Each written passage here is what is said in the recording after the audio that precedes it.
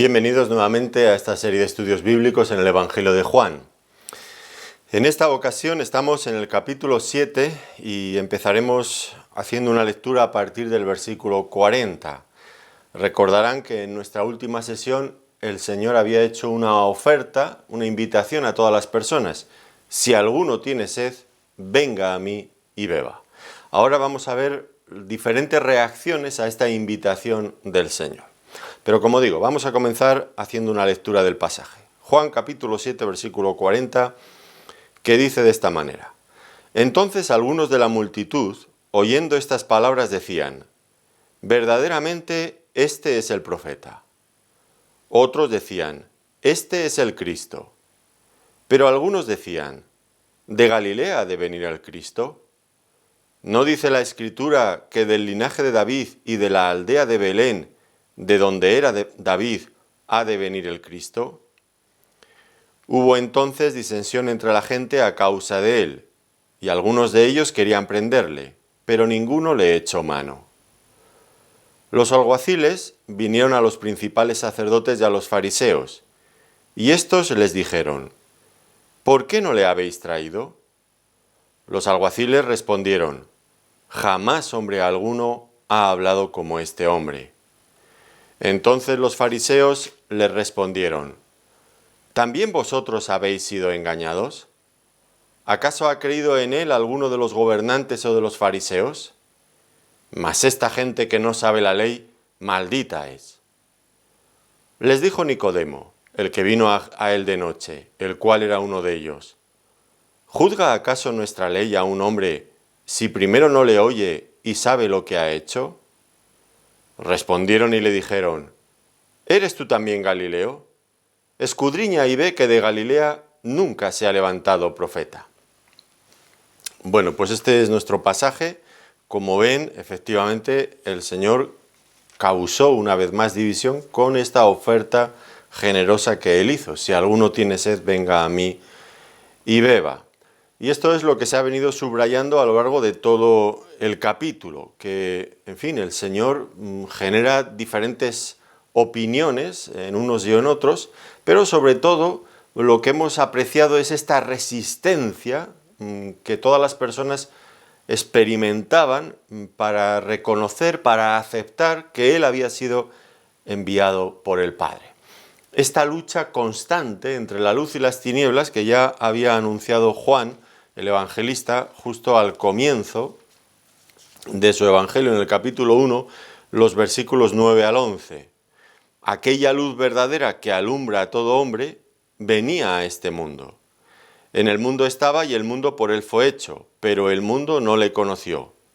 A lo suyo vino y los suyos no le recibieron. Por lo tanto, esto que anunciaba en su prólogo el evangelista, la lucha entre la luz y las tinieblas, la apreciamos a lo largo de todo el evangelio. Y es que hay un grado de rebeldía en el corazón humano muy grande.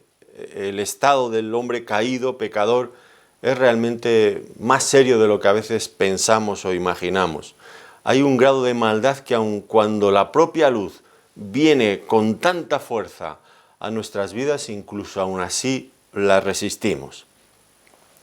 Y podemos pensar tal vez a veces que hay personas que no se convierten, bueno, pues porque no han conocido lo suficiente, o qué pena, mira, le estábamos predicando, pero fulano de tal que le hablaba, mira qué testimonio tiene, que...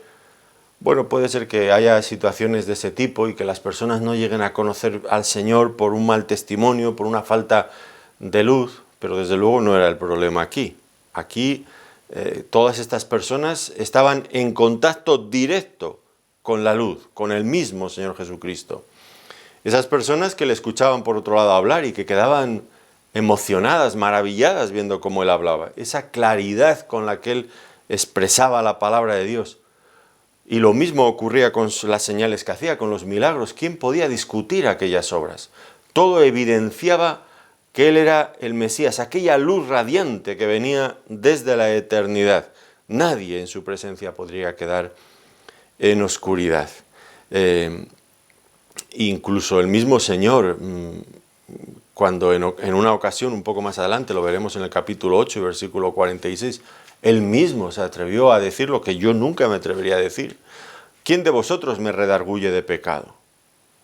Si yo preguntara esto, pues habría cualquier persona de las que me conocen dirían, pues sí, yo te redargullo de pecado, porque tú has hecho esto, has hecho lo otro. Pues claro, si es que yo soy un hombre pecador, si esto está fuera de toda duda. Yo no me atrevería a hacer esa pregunta. Pero el Señor Jesucristo la hizo. ¿Quién me redarguye de pecado? ¿Quién podía decir algo malo acerca del Señor? Allí no había excusa, solamente una resistencia a creer en Él por causa de la rebeldía de nuestro propio corazón, pero no por falta de luz. Esto está claro. Y este es un mal que afecta sin lugar a dudas a la humanidad, no solo de aquel tiempo, sino de todos los tiempos. Cuando la persona es enfrentada directamente con la luz del Evangelio, automáticamente intentan justificar su incredulidad de una y de mil maneras. Ahora lo vamos a ver con estos judíos, pero ya digo que no son diferentes de las personas de otros tiempos. Estos judíos automáticamente van a intentar justificar su incredulidad pues haciendo preguntas religiosas o fingiendo un interés espiritual que en realidad no había. El problema es que no querían ir a Él para tener vida, como ya había dicho el mismo Señor en el capítulo 5 y versículo 40. No queréis venir a mí para que tengáis vida. Pero había llegado ya el momento de tomar una decisión. El Señor había hecho su oferta, su invitación. Si alguno tiene sed, venga a mí y beba. Y ahora eran ellos los que tenían que decidir. Y han observado en este pasaje que acabamos de leer que el Señor no dice nada. El Señor, en este caso, no aparece. Solamente quedan recogidos las opiniones, los testimonios, las ideas de otros. Pero el Señor aquí no dice nada. Era el momento para que ellos, tal como antes les había dicho el Señor en el versículo 24, juzgaran no según las apariencias, sino con justo juicio. Toda la evidencia había quedado puesta delante de ellos. Ellos tenían que tomar una decisión. Y esto es lo que ocurre también con cualquier persona que en este mundo. Finalmente somos enfrentados con la persona del Señor Jesucristo. ¿Qué haremos con Él? Y hay que decidirse, hay que ponerse a un lado o al otro. Y hay que aclarar en este punto que no hay un espacio intermedio. Algunos piensan que sí, que bueno, yo ni fu ni fa, yo ni en contra ni a favor, yo neutral, porque a mí me gusta mucho la neutralidad. No hay posición intermedia. Hay que rechazarle o aceptarle, vivir para Él o vivir para nosotros mismos. No hay otra opción. Y esto es lo que ahora tenían ellos por delante. Tenían que tomar una decisión importante que afectaría no solamente a su vida en aquel momento, sino también tendría consecuencias, una trascendencia eterna para todos ellos. Ahora, esto pues traería sus dificultades. Identificarse con Cristo en estos momentos en los que vemos en el Evangelio o ahora mismo siempre implica dificultades. En ese caso pues sería enfrentar la oposición nada más y nada menos que de las autoridades religiosas, y aquellos judíos ya sabían de cómo era la ira y el menosprecio de aquellas personas. Vamos a ver un poquito más de esto luego más adelante, el desprecio, en fin, la prepotencia con la que ellos actuaban frente a los demás y cómo podrían llegar a ser hasta crueles. Eso lo iremos viendo, no solamente en este pasaje, sino también un poco más adelante. Oposición. Es importante que como predicadores de la palabra siempre expliquemos esto, porque algunas personas que hablan de la Biblia predican un evangelio que, en fin, que es como si todo fuera a ser del color de rosa automáticamente que uno acepta al Señor. Pero esto no es lo que encontramos en la palabra de Dios, y el Señor fue muy claro y muy honesto en todo esto. No ocultó la verdad. Creer en el Señor trae dificultades añadidas a la vida. Tendremos muy probablemente muchas de las dificultades que otros tienen, de salud, de trabajo, en nuestro trabajo, con la economía, y tendremos probablemente, bueno, seguro, otras dificultades más añadidas por causa de nuestra fe, que nos ridiculizarán, que nos marginarán, que nos harán la guerra, que tendremos problemas familiares, etcétera, etcétera. El Señor Jesucristo dijo que esta lucha, esta lucha espiritual podría manifestarse en todos los ámbitos imaginables. Fíjense, por ejemplo, en Mateo, en el capítulo 10, versículo 34 al 39, dice: no penséis que he venido para traer paz a la tierra. No he venido para traer paz, sino espada. Porque he venido para poner en disensión al hombre contra su padre, a la hija contra su madre, a la nuera contra su suegra, y los enemigos del hombre serán los de su casa. El que ama a padre o madre más que a mí, no es digno de mí. El que ama a hijo o hija más que a mí, no es digno de mí. Y el que no toma su cruz y sigue en pos de mí, no es digno de mí. El que haya su vida la perderá, y el que pierda su vida por causa de mí, la hallará. Bueno, pues ya vemos que sí, que el Señor es muy honesto y habla acerca de lo que va a ocurrir cuando tomamos una decisión a favor de Cristo. Claro, cuando tomamos una decisión en contra de Cristo, las consecuencias son infinitamente peores e irreparables, y ya son para toda la eternidad, no hay comparación, desde luego. Ahora vamos a ver diferentes opiniones entre las personas. Y es que el Señor, tanto aquí como siempre, en toda época, nunca ha pasado desapercibido. Todo el mundo habla acerca del Señor Jesucristo. Lo triste es que escuchamos a muchas personas hablar acerca del Señor Jesucristo y son ignorantes de lo que nunca han tomado el tiempo, ni se han preocupado de investigar, de inquirir acerca de quién es Él, de comprobar y contrastar la evidencia a favor de Él. Y hablan mucho acerca del Señor, muchas personas. Pero como dice el refrán, qué atrevida es la ignorancia. O la ignorancia es muy atrevida. Pero hay que tomar tiempo para investigar acerca de estas cosas. Ahora, entre los judíos de aquel momento, pues había dos opiniones que parecían sobresalir. Por un lado estaban los que decían que era el profeta anunciado por Moisés, ese personaje que con el tiempo llegó a adquirir, vamos a decir, connotaciones mesiánicas. Lo pueden encontrar en Deuteronomio capítulo 18, versículos 15 al 18. Otros, por el contrario, iban más allá, afirmaban directamente que él era el Cristo. Ahora, entre estos, pues había también los que se hacían preguntas. ¿No dice la Escritura que del linaje de David y de la aldea de Belén ha de venir el Cristo?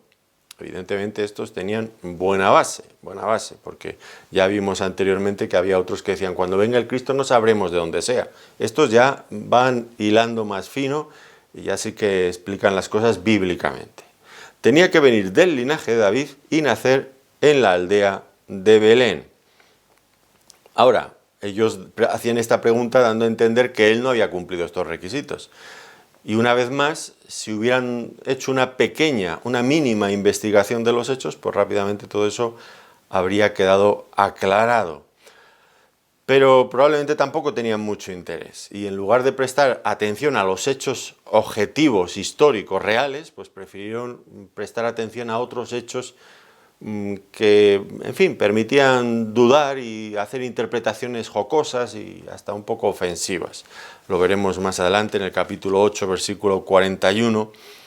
Entonces le dijeron, nosotros no somos nacidos de fornicación, un padre tenemos que es Dios. ¿Y por qué le dicen esto?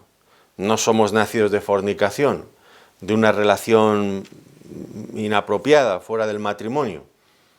Pues porque habían escuchado la historia del nacimiento virginal del Señor Jesucristo y ellos, pues esta historia la aprovechaban para, en fin, para meterse con él. O sea que conocían esa parte de la historia, pero no sabían dónde había nacido y cuál era su árbol genealógico. Claro que lo conocían, pero preferían detenerse en esos otros detalles que les daba juego para poder menospreciarle. Aunque si hubieran tomado interés del todo, pues también habrían entendido lo que había anunciado el profeta Isaías, que decía que vendría de una virgen. Y bueno, pues tendrían ya el cuadro completo para concluir que efectivamente el Señor Jesucristo era el Mesías porque cumplía con todos los requisitos. Pero qué fácil es ser superficial y no ir al hecho, a los hechos reales y profundos, sino quedarse siempre en la superficie, merodeando y dando saltos de aquí para allá sin investigar la verdad, pero hablando de todo. Así es la gente de aquel tiempo y también de nuestro tiempo. Creo que la gente de nuestro tiempo aún es todavía más superficial que la de aquel tiempo. Pero no solamente opinaban en cuanto al Señor, lo sabían y opinaban cosas buenas, aunque luego presentaban objeciones. También había algunos que intentaban prender al Señor. Había algunos, y entre ellos estaban los alguaciles que, como ya he comentado en alguna ocasión, pues eran la guardia del templo al servicio del Sanedrín, y estaban allí en donde ellos tenían dominio, donde tenían autoridad. Y ya vimos anteriormente, en los versículos anteriores, que habían enviado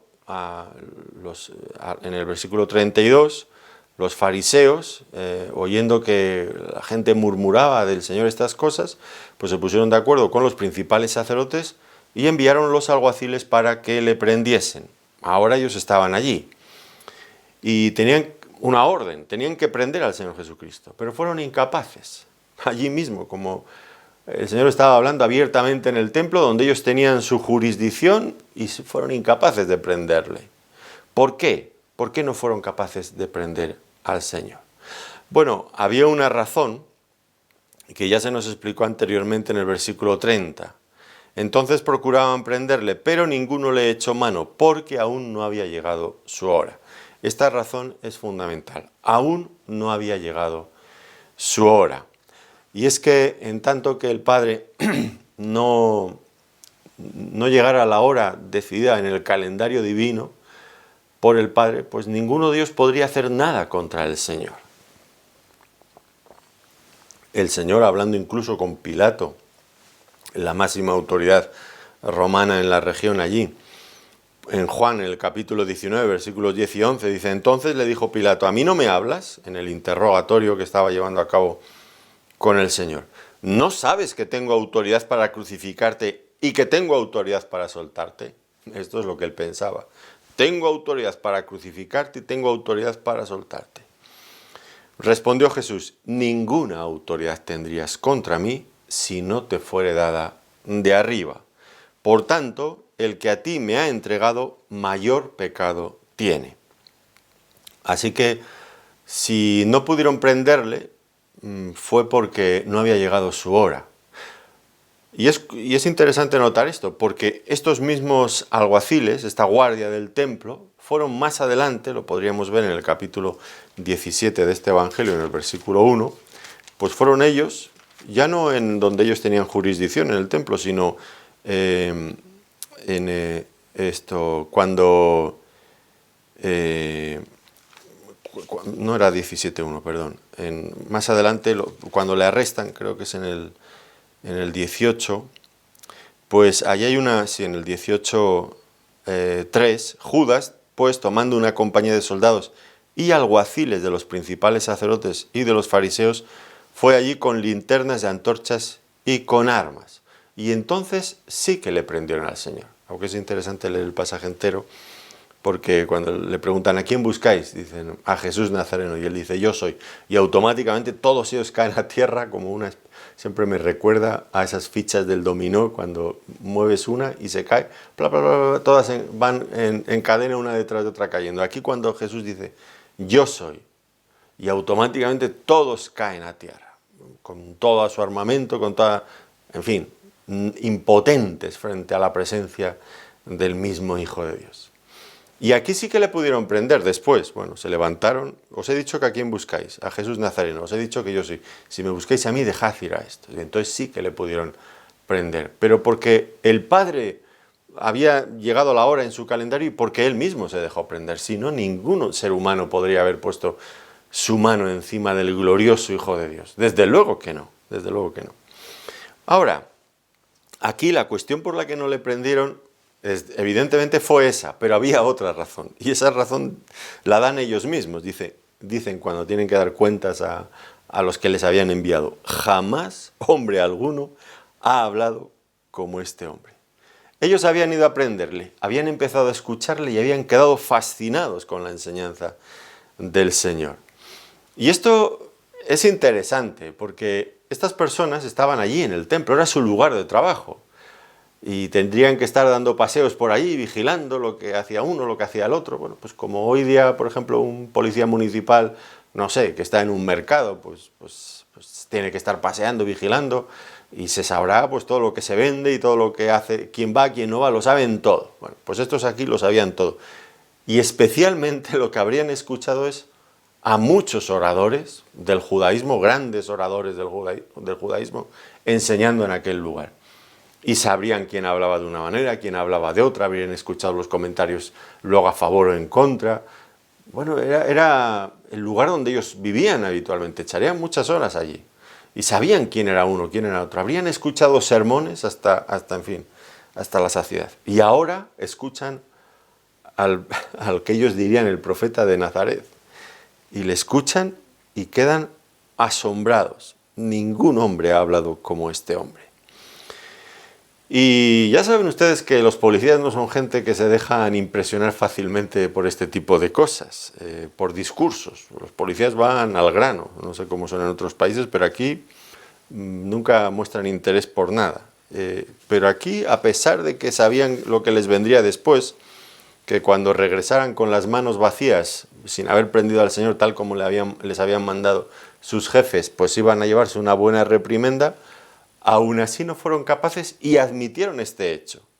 Había algo tan especial en el Señor Jesucristo que ellos se encontraron completamente impotentes para poder prenderle. Y claro, pues tenían que obedecer a sus jefes, pero no le obedecieron. Así que ahora no solamente no obedecen, reconocen, a riesgo de la que les va a caer, su admiración por el Señor Jesucristo, y es más, expresan una opinión personal acerca de lo que les han mandado, de lo que les habían mandado. Y ya sabemos que un policía no puede cuestionar las órdenes de un superior, no se le permite opinar. No te hemos preguntado lo que opinas tú, si es bueno o malo detenerlo o no detenerle. Te hemos mandado que lo detengas, ¿por qué no lo has detenido? Y ahora ellos hacen algo inusual en un policía, que es dar su opinión acerca de lo que les han mandado. Y vienen a decir que ¿por qué hay que detenerles? Es que habla de una forma... y claro está que se estaban metiendo en un problema, porque de alguna manera estaban cuestionando a sus líderes. Ya no solamente la orden de sus líderes, sino jamás hombre ha hablado como este hombre. Y ellos, que eran los líderes que les habían mandado prenderle a él, ellos estaban constantemente predicando allí. Y ahora dicen, este predica mucho mejor que vosotros. Bueno, no lo dicen así, pero es lo que viene a decir. Es que este hombre os supera, os da millones de vueltas. Escucharle a él es un placer, una delicia, pero no como vosotros. Bueno, algo así estaba implícito en todas estas cosas. ¿Y cómo no iban a quedar impresionados? ¿Cómo iban a ser indiferentes ante la palabra del mismo Hijo de Dios? Pues esta admiración de aquellos hombres, pues es la que millones de personas hemos experimentado a lo largo de todos los siglos cuando hemos vuelto a leer y escuchar las palabras del Evangelio. Hay algo único, hay un poder inigualable en la palabra del Señor. Es increíble. Un libro que son letras, pero que recobra vida una y otra vez y que logra hablar a lo más profundo de nuestro corazón. Y ponerse en contacto con nuestro espíritu, despertar nuestra conciencia, son palabras que tienen un poder único. No hay nada que se pueda parecer, que se pueda comparar con este libro inspirado por Dios mismo. Y ahora ya esperamos a las autoridades mostrando su enfado. También vosotros habéis sido engañados. Estaban, sin lugar a dudas, enfurecidos. ¿Qué derecho tenéis vosotros a cuestionar nuestras decisiones? ¿También vosotros habéis sido engañados? ¿Qué les preocupaba realmente a las autoridades? Bueno, pues tal vez en un acto de humildad y de modestia podrían haber preguntado, bueno, pues ¿qué estaba diciendo para que os hayáis quedado tan absortos escuchándole que no habéis sido capaces de cumplir nuestra orden? ¿Qué sermón estaba predicando? No, eso no les interesaba. Igual que no les interesaba tampoco los milagros que hacían ni ninguna cosa. Todo lo que sirviera para elogiar, para hablar bien del Señor, ellos ni tenían el más mínimo interés y hacían como que no existía, como que no estaba. Esa indiferencia monstruosa. Pero les molestaba porque ellos se daban cuenta claramente que en tanto que el Señor adquiriera protagonismo y fuera escuchado, ellos, por otro lado, quedarían, en fin, irían disminuyendo su poder, su prestigio dentro del pueblo. Y esto, que ellos disminuyeran y que el beneficiario de todo lo que ellos perdían fuera el mismo Señor Jesucristo, esto no lo soportaban. De ninguna manera podían aceptarlo. En el fondo es la envidia ministerial en cuanto a quién es mejor predicador, quién tiene más éxito. Ellos no lo soportaban. Veían al Señor como alguien incontrolable, porque no surgía de sus círculos, y alguien que tenía un éxito que ellos no podían explicar y que les superaba por todos los lados. Claro, lo lógico habría sido rendirse a él, haber ido allí a escucharle, pero no, eso no lo iban a hacer. Su envidia les consumía por dentro y les impedía ir hasta allí. Y ahora pues hacen callar a los alguaciles, pero no con argumentos racionales, porque claro, ¿qué argumento podrían dar en contra de lo que el Señor Jesucristo hacía? ¿Qué argumento? Pues no había razón alguna, por lo tanto van a la sin razón, en fin, pues a usar argumentos de otro tipo. ¿Cuál? Pues miren aquí, pues también vosotros habéis sido engañados. Hacerlos objeto de ese escarnio, de ese desprecio, ese sarcasmo con el que actuaban con ellos. También vosotros habéis sido engañados. Pero no dan ninguna razón. No explican por qué han sido engañados por el Señor. ¿Había dicho algo que ellos habían creído que fuera mentira? ¿En qué habían sido engañados? No, nada de todo esto. Ellos actúan con esta actitud de superioridad y a todo aquel que defienda al Señor o que se ponga del lado del Señor lo van a despreciar con la misma altivez, con la misma prepotencia, con el mismo orgullo. En un momento vamos a ver a Nicodemo, que se atrevió a decir algo a favor del Señor y ya le cayó una encima, pero bien buena. Pero lo veremos también en el capítulo 9, en el versículo 29 al 34, cuando el Señor sana a un ciego de nacimiento. ¿Qué podrían decir de malo en todo eso? Bueno, pues también tenían cosas que decir. Dicen allí, nosotros sabemos que Dios ha hablado a Moisés, pero respecto a ese, noten que no quieren ni pronunciar su nombre, pero respecto a ese no sabemos de dónde sea.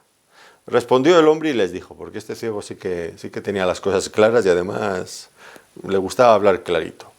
Pues esto es lo maravilloso, que vosotros no sepáis de dónde sea, vosotros que sois los líderes, que lo sabéis todo, vosotros no sabéis de dónde sea, y a mí me abrió los ojos. Y sabemos que Dios no oye a los pecadores, pero si alguno es temeroso de Dios y hace su voluntad, a ese oye. Desde el principio no se ha oído decir que alguno abriese los ojos a uno que nació ciego.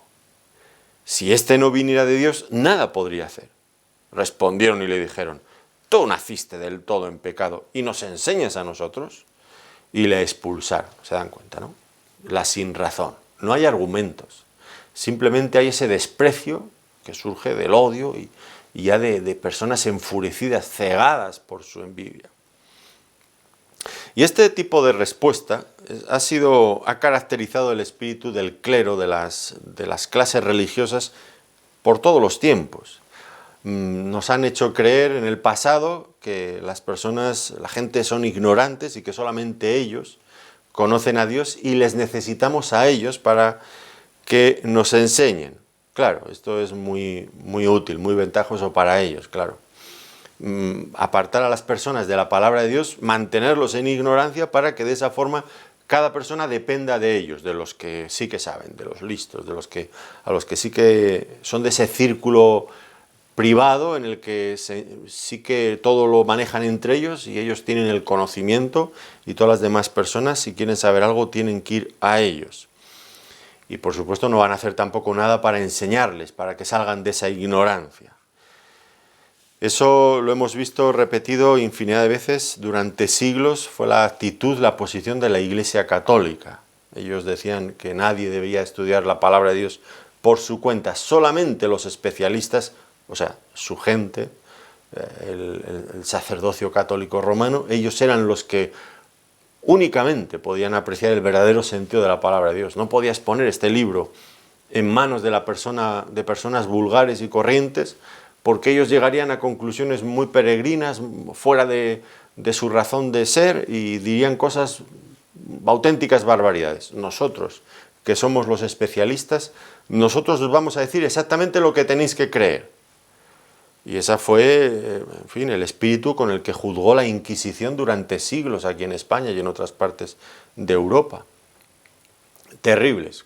Una actitud que nunca fue bíblica. Ustedes recuerdan aquellas famosas palabras de Pablo hablándole a Timoteo en primera de Timoteo, en segunda de Timoteo creo que es.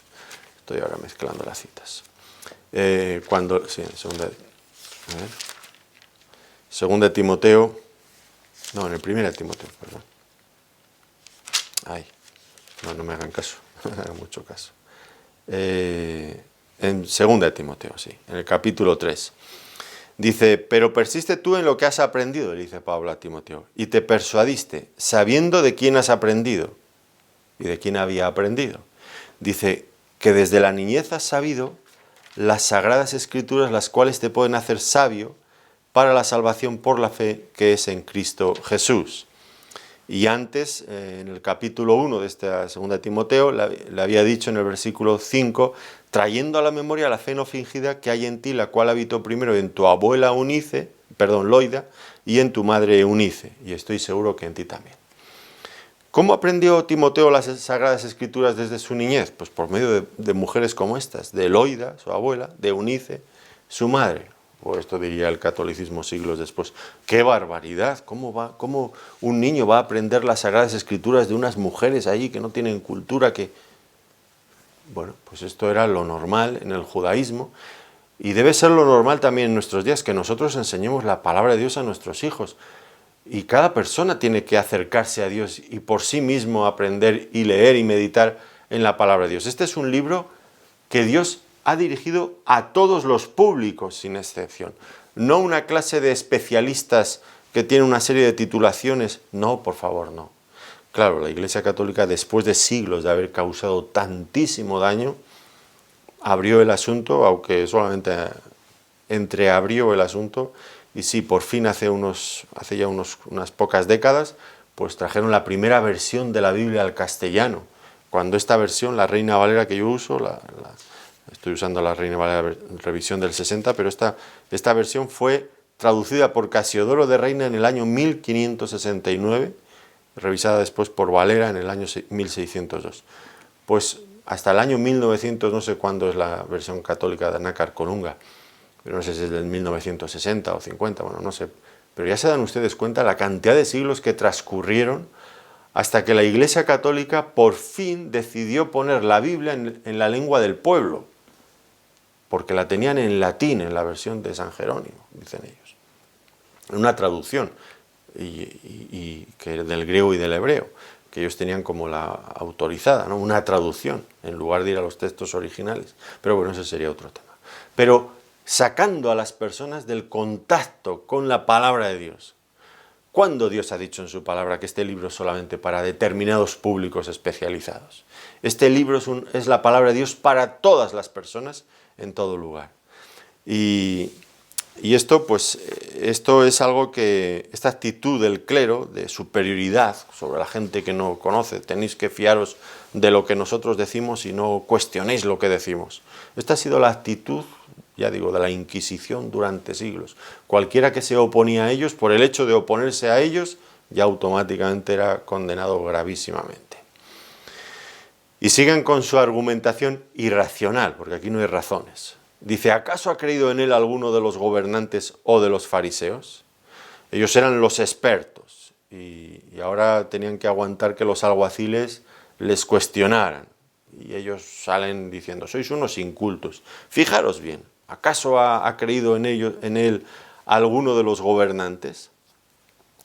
Esto es un débil argumento, ¿no es cierto? Porque, bueno, el que mucha gente crea o no crea en una cosa no quiere decir que esa cosa sea auténtica por esa razón.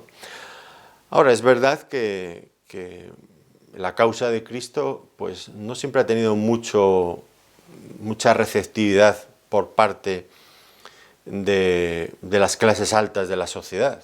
Desde luego muy poca entre los gobernantes, entre los líderes religiosos. Eso no les interesa.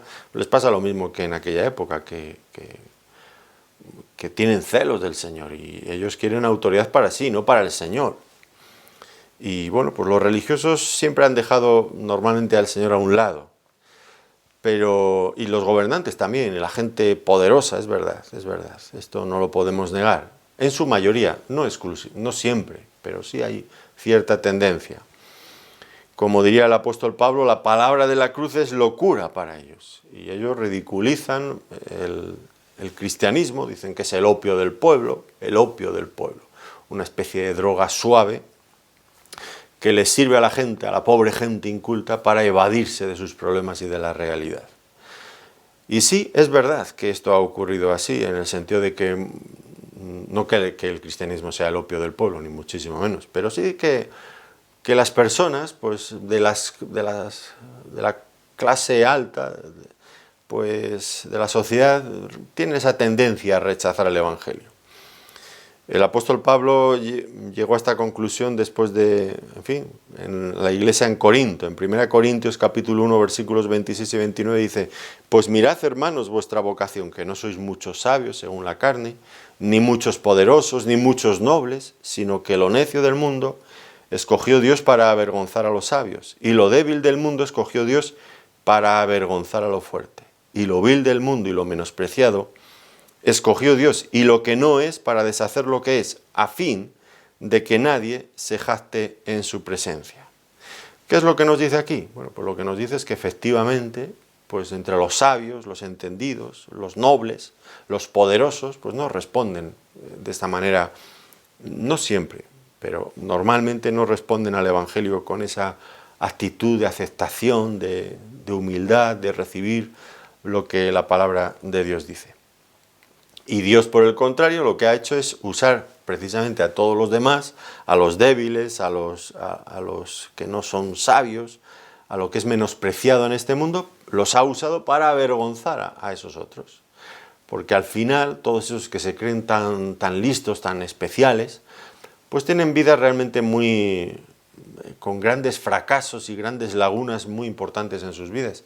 Y hay personas sencillas, pues que con todo y no tener ni recursos económicos, ni un currículum académico brillante, pues viven de una manera mucho más normal y sacan adelante las cosas que tienen entre manos de forma mucho más efectiva y mejor que esas otras personas. En todo caso, Dios tiene un propósito también en todo ello. Dice, a fin de que nadie se jacte en su presencia. Es Dios quien hace que las personas puedan ser útiles, aunque seamos inútiles. Y nuestra confianza está en último término en ello. Si un sabio, pues, de este mundo que tiene mucha titulación, pues llega a hacer algo, pues, importante, pues siempre va a correr el peligro, y otros van a pensar tal vez que es que fíjate, con ese currículum académico que tiene, esa mente brillante, pues es que es muy listo.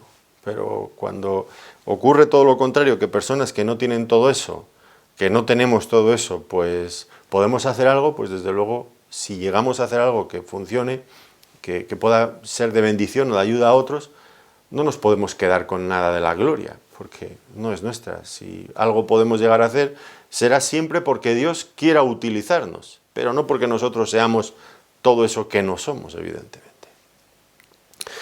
Pero bueno, no es un argumento de peso decir, es que la mayoría no cree.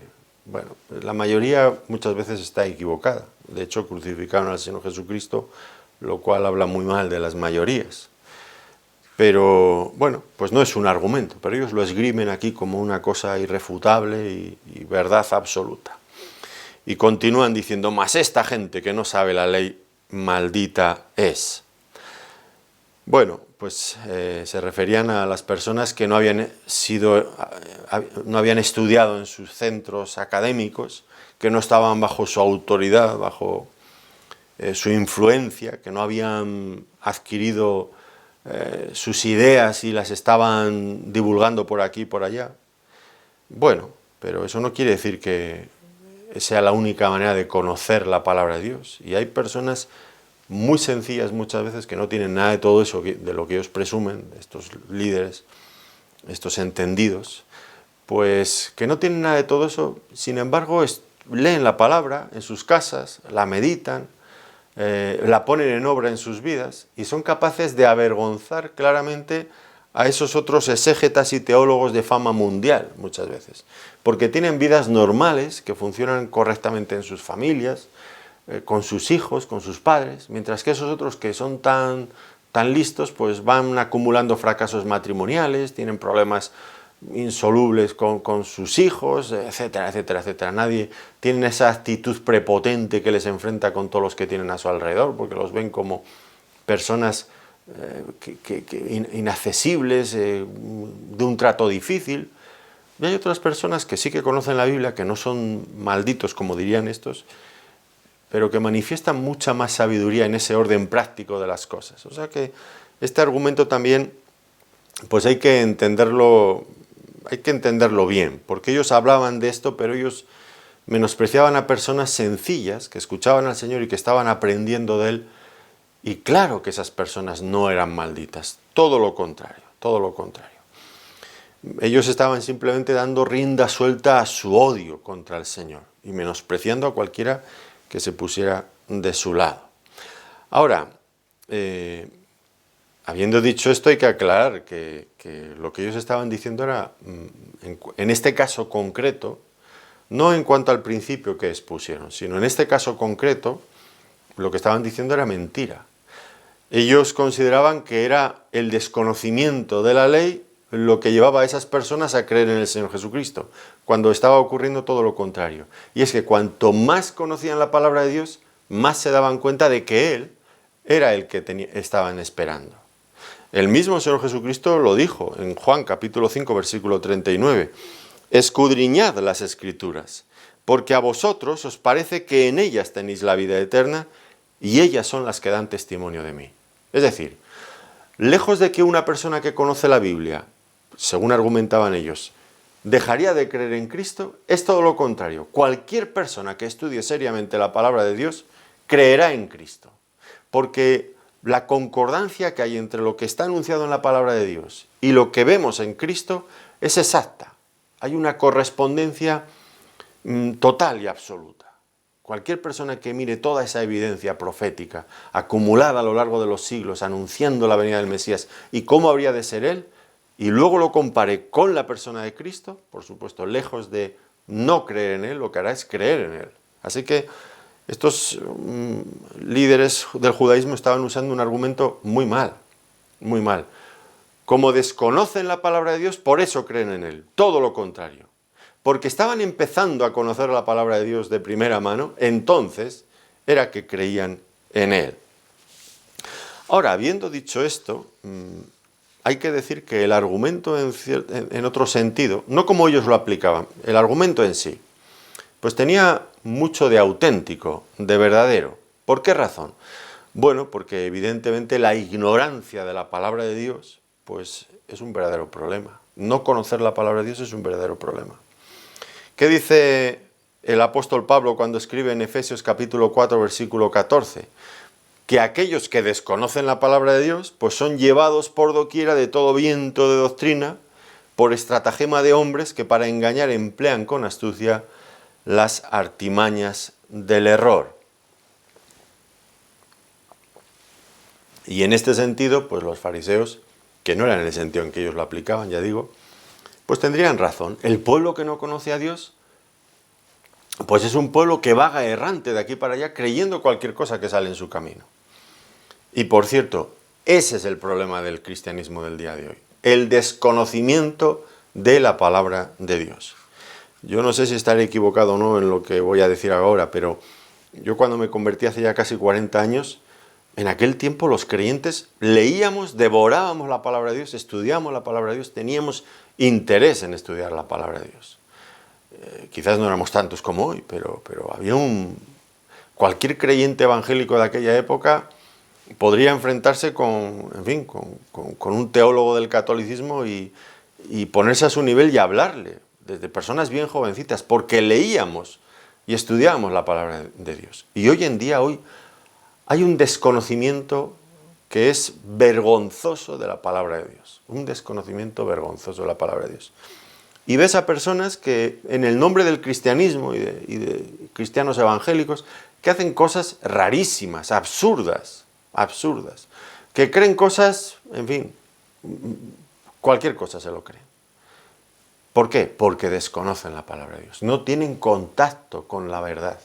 Y entonces, pues cuando llega la mentira no saben diferenciar si es verdad o es mentira, porque como no conocen el tacto de la verdad, no conocen el gusto, no han apreciado lo que es la verdad, por lo tanto tampoco saben compararla, cuando llega la mentira no tiene un elemento de juicio con qué comparar, para saber. Y hoy es el verdadero problema del cristianismo de nuestro tiempo, el desconocimiento de la palabra de Dios. Hay muchos predicadores haciendo show en lugar de hacer lo que deberían de hacer, predicar la palabra de Dios. Transmitiendo sus propias ideas y sus propios pensamientos y filosofías y mensajes del agrado de las personas para que estén contentas, para que dejen sus diezmos, en lugar de predicar la palabra de Dios. En lugar de estar estudiando la palabra de Dios, están haciendo otras muchas cosas. Y esto es peligrosísimo, peligrosísimo. Un pueblo que permanece en tinieblas, en oscuridad, es un pueblo propenso a hacer cualquier tontería, cualquier barbaridad, expuestos a peligros innumerables.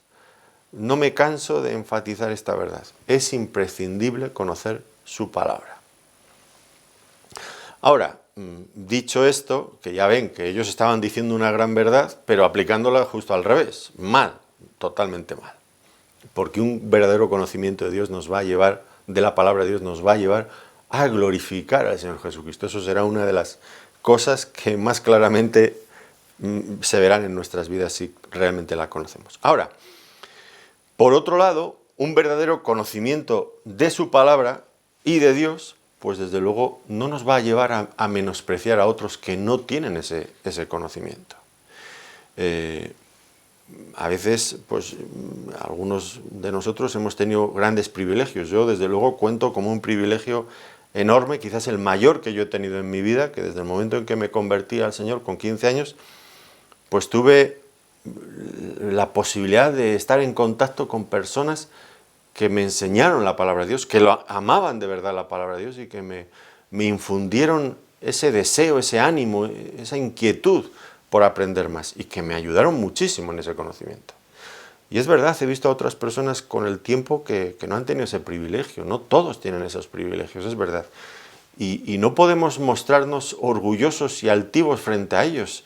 Tendremos que, en fin, pues hacerles partícipes de las bendiciones que hemos recibido y lo tendremos que hacer con sencillez y con humildad, porque el hecho de que nosotros hayamos sido bendecidos con eso no quiere decir que otros que no lo han sido por eso son inferiores y tendremos que enseñarles.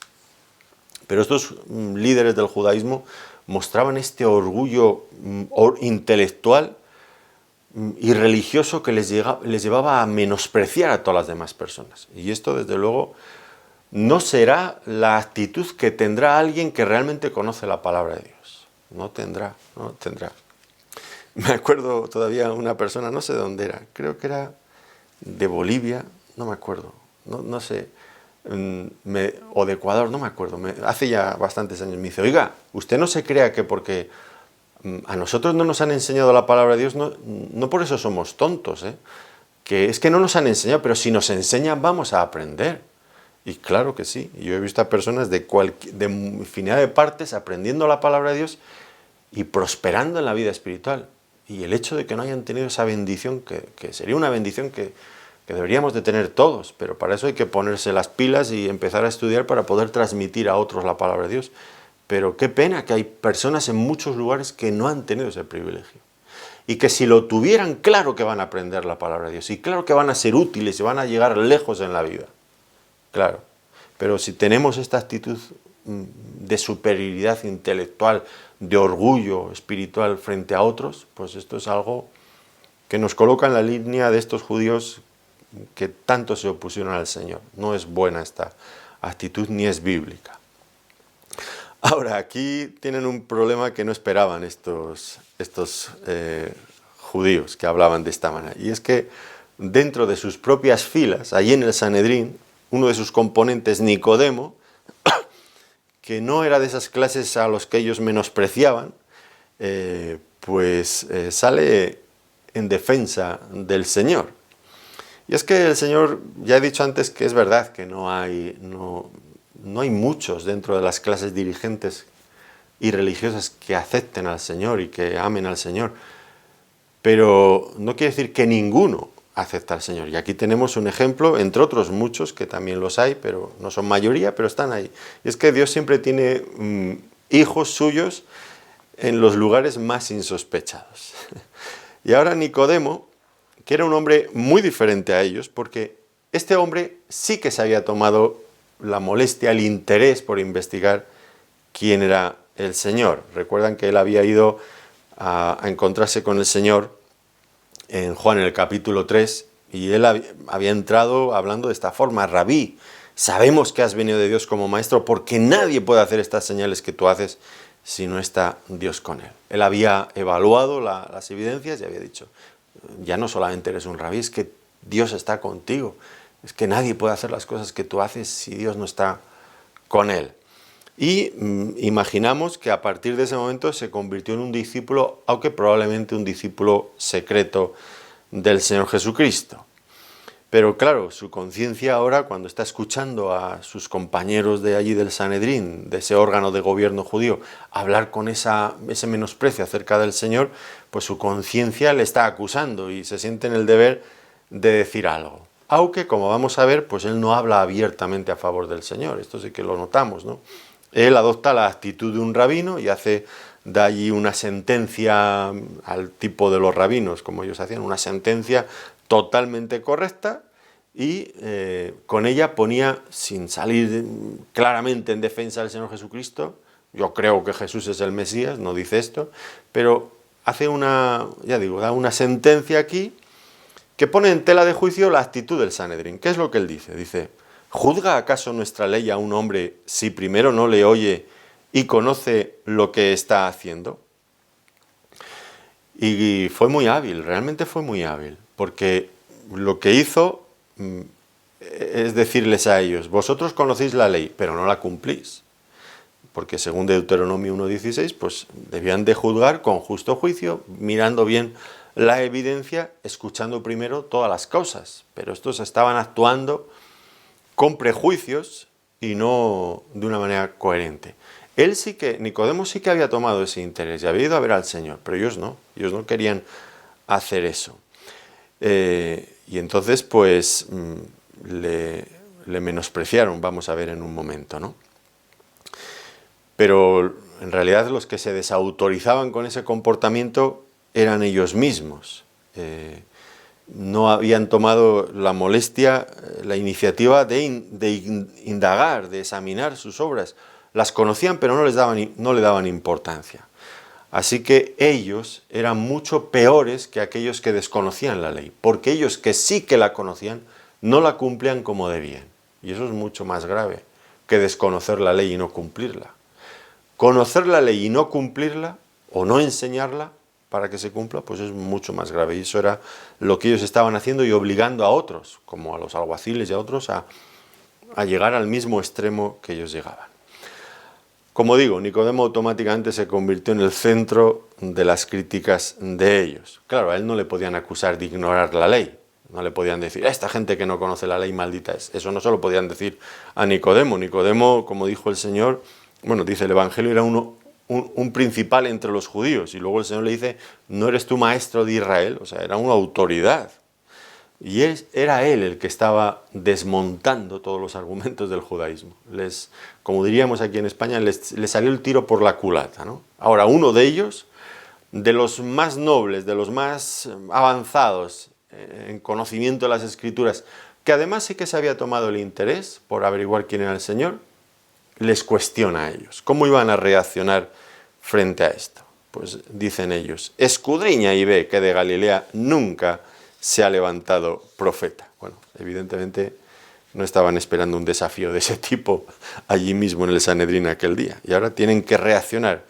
Y vuelven a reaccionar sin ningún tipo de justificación bíblica. Ahora menosprecian ya no a los que desconocen la ley, sino a los que son de Galilea, a los galileos. Es que en realidad la incredulidad es lo más irracional que hay. El hombre incrédulo es irracional, hasta la médula. Puede tener delante de sí infinidad de evidencias, pero no quiere. El problema es eso, y se vuelve irracional. Y ellos pues no estaban dispuestos a examinar nada que Nicodemo les dijera o nadie les dijera. Todo era despreciar, argumentar en contra de unos, de otros, y no examinar la realidad.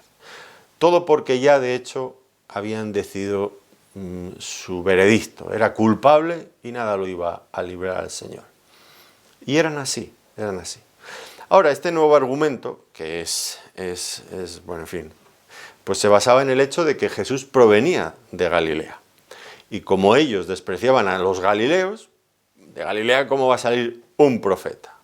No podía salir un profeta de ese lugar que ellos menospreciaban. Y creían además que su argumentación estaba bíblicamente fundada. Escudriña y ve que de Galilea nunca se ha levantado profeta. Pero este argumento era falso. Era falso porque sí que había habido profetas de Galilea. Jonás, por ejemplo, hijo de Amitai, moraba en Gazefer, dice, lo vemos en 2 Reyes 14:25 y Jonás 1:1, que era un pequeño pueblo allí en Galilea, muy cerca de Nazaret, donde vivía el Señor. ¿Y cuántos profetas anónimos de los que se habla en la palabra de Dios venían de Galilea, de la parte norte? Lo que era antes, ya saben que se dividía en aquella época en Judá y en Israel, con capital en Samaria, en el norte. Y allí había multitud de profetas de muchos lugares de aquella zona. Y es que pues ellos menospreciaban todo esto. Pero aquí se nos presenta un asunto que realmente es serio y es importante. Es que Dios no podría levantar un profeta de Galilea. No podría levantar un profeta de Galilea. Aunque es verdad, fuera una zona que ellos menospreciaban, pues porque estaba en el norte, porque no eran de la capital, porque además estaban fronterizos con territorios gentiles, ellos los consideraban impuros, no tenían esa cultura y tenían otro acento diferente, tal vez. Bueno. Pero ¿es imposible para Dios levantar un profeta de Galilea? ¿O pierde acaso valía, dignidad o virtud una persona por el lugar donde ha nacido, por la región de donde venga, porque sea pobre y tal vez oscura? ¿Pierde valor una persona por eso a los ojos de Dios? Es imposible que Dios pueda levantar un profeta de un lugar de este tipo. Pues ellos pensaban que sí, automáticamente venir de Galilea excluía toda posibilidad de que pudieran llegar a ser un profeta.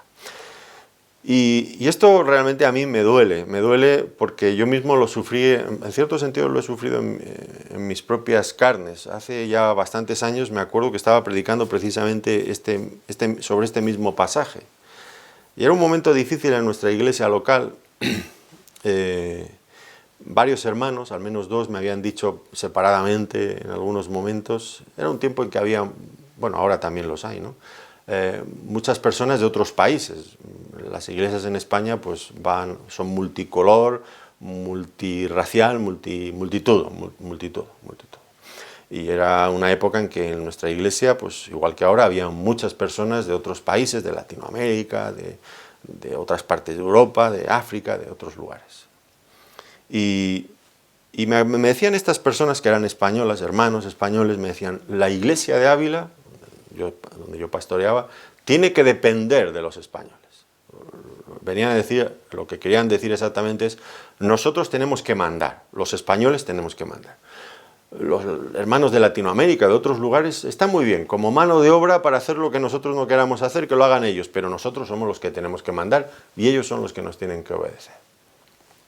Y entonces, esto era lo que me llevaban algunos días diciendo algunos, yo por supuesto estaba totalmente en contra. Y un día, predicando sobre este pasaje, se me ocurrió plantear una cuestión en la iglesia y decir que si Dios no podía levantar un pastor en la iglesia de un hermano que fuera boliviano, que fuera ecuatoriano, que fuera peruano, o que fuera rumano, o que fuera... Y yo estaba explicando que algunos decían que no que la iglesia en Ávila debía estar, el liderazgo tenía que ser español. Y a mí me parecía muy mal, me parecía muy mal. Es como si Dios pidiera el pasaporte o el carnet de identidad a la persona para saber de qué lugar es, de dónde ha venido, y automáticamente esa persona puede tener ciertos dones o no puede tener esos dones. Pero qué ridículo es eso. Nunca el Espíritu Santo ha pedido el pasaporte a nadie o la identidad a nadie para dar un don. Dios es soberano y va a repartir los dones conforme Él quiera. Conforme Él quiera. Y es penoso, es muy penoso. Aquello fue una época muy dura para mí en nuestra iglesia local. Sufrí muchísimo con aquella cuestión. Por supuesto no cedí, pero fue duro, duro. Me acuerdo que al acabar esa predicación, una hermana, la mujer de uno de ellos, que yo nunca dije el nombre de ellos, por supuesto que no, pero la mujer de uno de ellos, me senté allí en el banco, ella estaba sentada un poquito al lado del banco, acabó el hermano de orar, y automáticamente que terminó el culto, la oración, decir amén, se lanzó contra mí y dijo: tú eres muy mala persona y tienes muy mal corazón y muy malos pensamientos y muy malos sentimientos. Bueno, me dijo, eso fue lo más lindo que me dijo. Y todavía estaba acabando de despellejarme, vivito, cuando llega una hermana, claro, nadie le estaba oyendo, pero llega una hermana, me acuerdo que era una hermana boliviana de Cochabamba, que nunca en la vida me había hecho un comentario sobre ningún sermón mío, porque son muy tímidos, y no, era una hermana muy tímida, nunca diría nada, y vino corriendo desde el banco donde estaba sentada, en el otro lado, y dice: pastor, me dice, tengo los pelos parados, aquí diríamos la piel de gallina todavía. Estoy conmovida por el sermón de hoy. El Señor me ha tocado profundamente. Bueno, pues ya ven ustedes, ¿no? La mujer que tenía al lado, una mujer que había sido misionera de los Estados Unidos durante muchísimos años, ya jubilada, pues me puso, bueno, en fin, me dijo que yo era malísimo, primo hermano casi del diablo. No me dijo esto, pero yo tenía muy mal corazón, muy mal corazón. Y otra hermana, pues viene, dice lo contrario. Bueno, al final uno no puede estar pendiente de lo que nos digan los demás, si el sermón les ha gustado o no les ha gustado. ¿Es bíblico o no es bíblico? Miren ustedes, claro que es bíblico decir que Dios no pide el pasaporte para dar dones, y que es absurdo decir que los españoles, por el hecho de ser españoles, de ser creyentes españoles, ya somos más que creyentes que hayan venido de otra manera. Al final lo que importa, o al menos es lo que le importa a Dios, y desde luego a mí también me importa solamente eso, cuando veo una persona, no es si es española, si es norteamericano, si es de Latinoamérica, si es de un país pobre de África, no me importa en absoluto eso. A mí lo que me importa es la relación que cada persona tiene con Dios, y eso es lo que marca finalmente el destino de la persona, tanto aquí como en el futuro. El anclarse, el pensar que porque somos de tal nación o de tal otra, bueno, eso en el mundo puede valer para algo, no sé si vale para mucho, pero puede valer para algo. Que una persona de un país rico vaya por el mundo pavoneándose y pensando que es alguien porque proviene de un país de tal o cual sitio y su pasaporte es muy válido y muy importante, y el otro pasaporte de otro país es un pobre pasaporte que no te van a recibir en ningún sitio, pues no sé si a nivel humano funciona, creo que sí, pero a nivel espiritual es la cosa más absurda que puede existir. Ese espíritu de superioridad religiosa absurda que encontramos aquí. Cuidado con este espíritu, cuidado, es maligno. Que yo recuerde de mis épocas como pastor, fue de las peores épocas que yo he pasado en mi vida, con aquellas luchas que tenía por aquel entonces. Gracias a Dios eso ya quedó en el pasado, pero lo cuento simplemente como ilustración de que estas cosas no son solamente del mundo, que también pasan dentro del corazón humano caído, aunque estemos redimidos. Hay que cuidarnos mucho. Y eso de que de Galilea no podía salir profeta, pues dice el profeta Isaías precisamente que en Galilea vendría el Mesías allí. Dice Isaías capítulo 9, versículos 1 y 2. Mas no habrá siempre oscuridad para la que está ahora en angustia, tal como la aflicción que le vino en el tiempo que livianamente tocaron la primera vez a la tierra de Zabulón y a la tierra de Neftalí, que estaban al norte, en Galilea. Pues al fin llenará de gloria el camino del mar, de aquel lado del Jordán, en Galilea de los gentiles. El pueblo que andaba en tinieblas vio gran luz, los que moraban en tierra de sombra de muerte, luz resplandeció sobre ellos. Isaías había dicho que el Mesías tendría un ministerio fructífero alumbrando a los gentiles, Galilea de los gentiles, esas tribus de Zabulón y Neftalí que se ubicaban en el norte. Ahora Nicodemo quedó solo allí, defendiendo su causa, quedó solo, pero no pudieron apagar su fe, todo lo contrario. Más tarde, cuando llega el momento más crítico, la muerte del Señor, allí aparece Nicodemo junto con José de Arimatea pidiendo el cuerpo del Señor para sepultarlo dignamente. Y es que, pues, las pruebas y la oposición y la persecución no puede apagar la fe auténtica. Lo único que pueden hacer es fortalecerla cada vez más. Y este Nicodemo, que ahora por el momento era un discípulo muy discreto, se manifiesta como un discípulo abiertamente seguidor del Señor Jesucristo en el momento más crítico, cuando acaba de morir el Señor. Bueno, tomemos en consideración estas cuestiones que nos presenta el texto. Porque nosotros, cada uno de nosotros, también tenemos que decidir qué vamos a hacer con el Señor Jesucristo. ¿Quién es Jesús? Y qué vamos a creer de Él. Si vamos a creer en Él o no le vamos a creer. Pues hagamos una investigación seria del asunto, no juzguemos por apariencias y aferrémonos cada vez más a la palabra de Dios para ser personas humildes que aceptan al Señor, que aman a sus semejantes y que busquemos por encima de todo compartir con ellos la palabra del Señor, que es lo único que puede salvarles. Pues les agradezco que nos hayan acompañado en este tiempo de estudio bíblico y deseo que el Señor les bendiga muy ricamente. Muchas gracias.